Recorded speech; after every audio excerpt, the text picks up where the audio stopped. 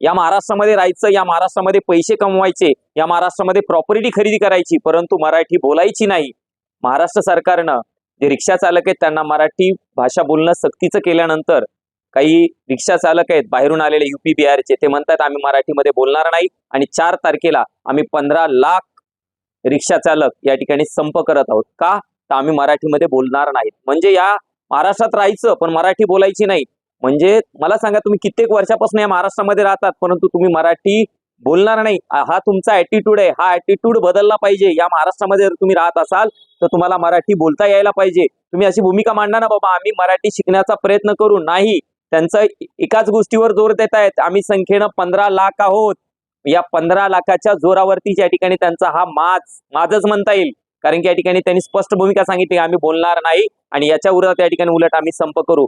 तर मी महाराष्ट्रातल्या मराठी रिक्षा चालकांना विनंती करतो की 4 तारखे मुंबईचे जे काही मुंबईचे जे नागरिक आहेत त्यांचं म्हणणं आहे तुम्ही संपावर जाऊ नका, कायमच या ठिकाणी मुंबईमधून जा।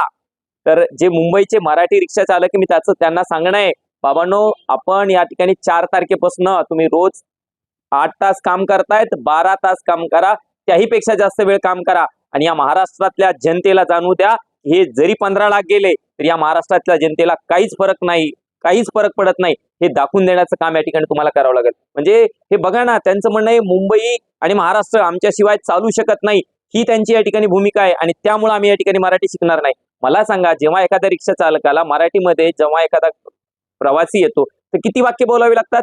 एक 5-10 वाक्य या ठिकाणी बोलायला काय हरकत आहे? म्हणजे हे 5-10 वाक्य सुद्धा या ठिकाणी त्यांना शिकायचं नाही का? कारण की त्या ठिकाणी त्यांना माज आहे की आम्ही संख्येने 15 लाख आहोत। त्यामुळं महाराष्ट्रातल्या जनतेला सुद्धा विनंती आहे की 4 तारखेपासून ते संपावर जात आहेत।